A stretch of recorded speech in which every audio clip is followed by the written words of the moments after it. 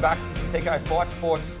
We're very lucky, actually lucky is probably understating it. We're honoured to be joined by legitimate boxing royalty in this country, the great Barry Michael. Barry, welcome to TKO Fight Sports. Thanks, Josh. Great to be here, mate. Before I let you talk, I want to do the whole bio thing, which makes people very uncomfortable, I was told after our first segment. But 1985, one of the most classic Australian contests of all time, won the IBF Super Featherweight title, victory over Lester Ellis.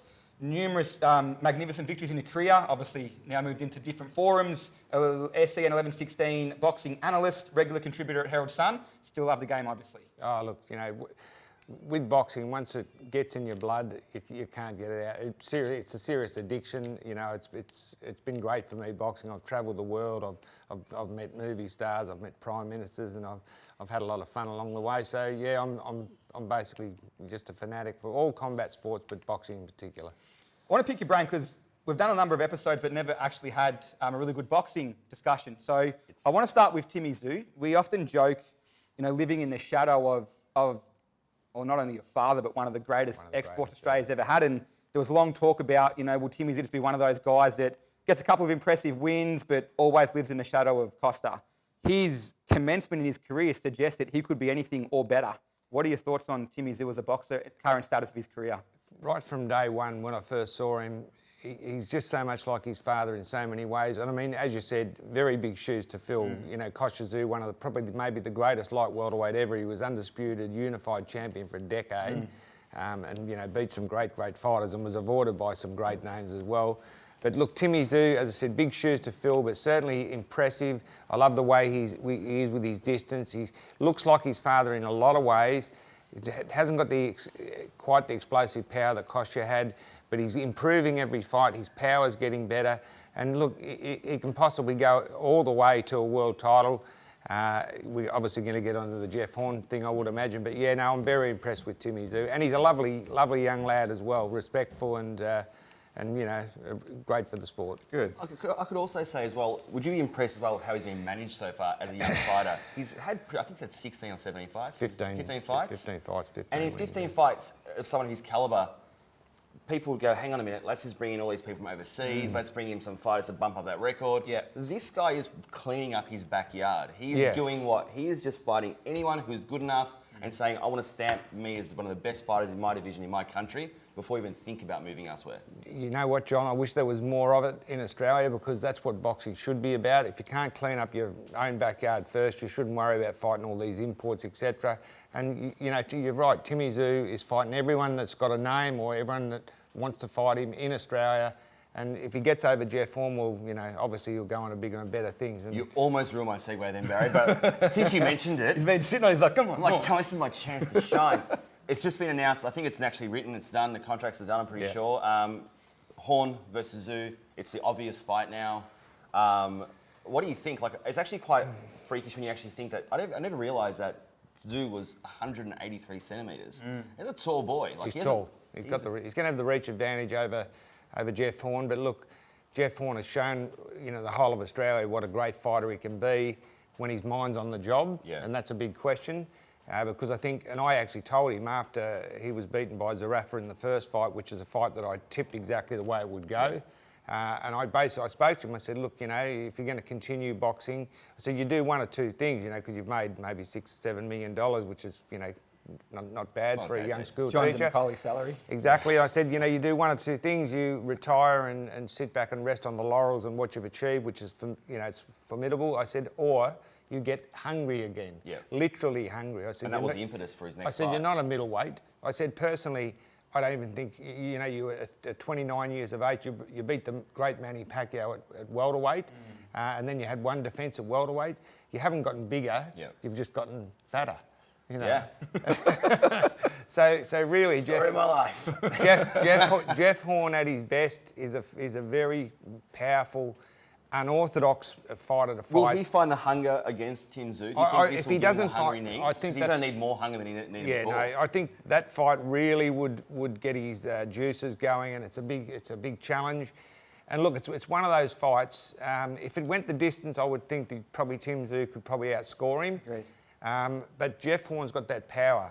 as we've seen, and you know, And the heart. he's got an incredible heart. The biggest issue with Jeff Horn I worry about is the amount of lacerations he gets now. And, Is it and scar tissue? He's got a lot of scar tissue. terrible scar tissue over both eyes. And look, I had similar problems myself. And you know, you have a fight, you end up with 20 or 25 stitches or whatever. You can be out for 6 months, and then if it happens again.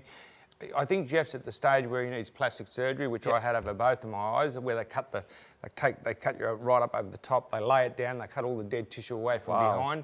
But it looks good. First time I had my eyes done in Hawaii, I thought, and the guy who operated on me was a lunatic, and was saying all these weird things while he was operating on me. And when I came out, I thought I was going to look like Frankenstein. But I really I thought, Jesus, he's done a good job. You know, it was amazing. But I did cut in the next fight again. Will you will you give us a prediction? You don't have to, but who wins? I think it's either Zoo on points or Jeff Horn by knockout. Okay. With in light of sort of Timmy Zoo, obviously we've also spoken about Jeff Horn. Zerafa Horn was an incredible 2 fights. We're hearing on the pipelines that Anthony Mundine is looking to fight again, and I appreciate your smile up front. We're hearing that he wants a piece of Michael Zerafa. Can you give me your thoughts on A, if you think that fight should eventuate, and then B, if it does, how does it pan out? I just seriously hope it doesn't eventuate. I've always been a massive Anthony Mundine fan. The first time I ever saw him was at Jack Rennie's gym, and people were saying he's kidding himself. And I walked down and I said, I don't know what they're talking about. This guy's going to be a world champion. I've commentated probably 95% of his fights. I know him very well. Love him or hate him, he certainly carried boxing for a long, long time. And superb athlete, and a real good bloke with it. But should have retired years ago. Yep. The thing with John Wayne Parr, and John Wayne Parr, amazing, Muay Thai fighter and super fit guy and an absolute gentleman, and did deserve to certainly get the decision. But for Choc to go out like that, I mean, they both look like old men, and we all get to a certain stage. I mean, some people can fight into their 50s, like Bernard Hopkins, and even Roberto Duran would still fight at 50. Had a car accident, otherwise he'd still be fighting now. Anomalies, though, freaks of nature at that age. But there are some. Archie Moore was another one James still fighting Toney at fought in 50. Melbourne. Yes. Quite an older age. Yeah, he did. Brown. He did, but he was. Is it what you said earlier, though, that even like these days you still have the passion and the hunger, clearly not to compete, but is that the problem And a with a bank lot of balance to boxers fulfill, that I think, is more they related just, they just can't let go? Yeah, it's terribly. I would have liked to have seen Choc retire years ago, to be honest. I mean, what more does he need to achieve? It can't be money, surely, because I believe that even though he has looked after his people a lot, he's still pretty well off financially. So it's just that thing inside you. And look, I mean, to be honest with you, it's the hardest thing I ever had to do was to retire, and I probably would have fought into my 40s if I had been offered stuff, but I'm glad I didn't.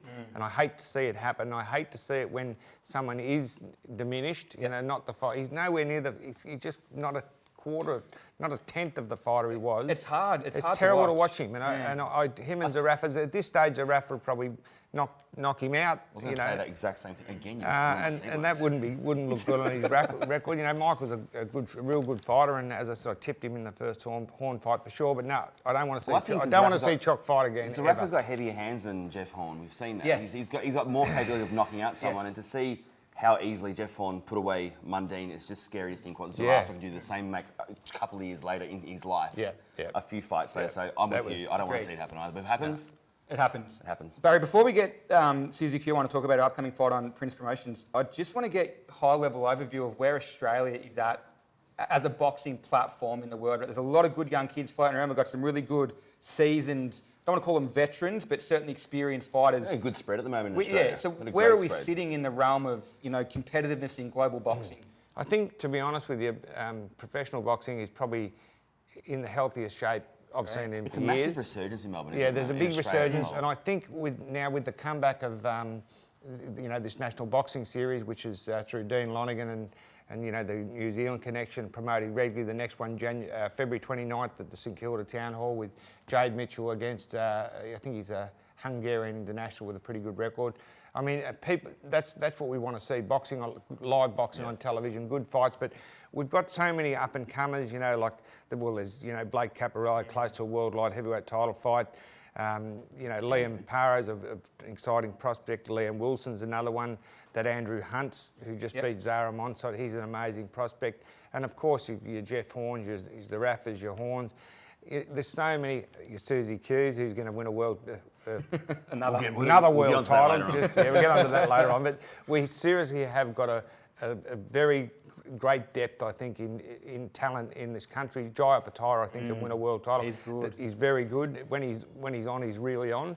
When he fought Flanagan, Mark Flanagan, he was just brilliant. And Flanagan, you know, beat him with the best heavyweights, lightweights, and cruiserweights in the world, and acquitted himself well. So yeah, no, I think boxing's really looking in a good shape, for sure. We're going to get a quick word from our sponsors, and then we'll be back with Susie Hughes.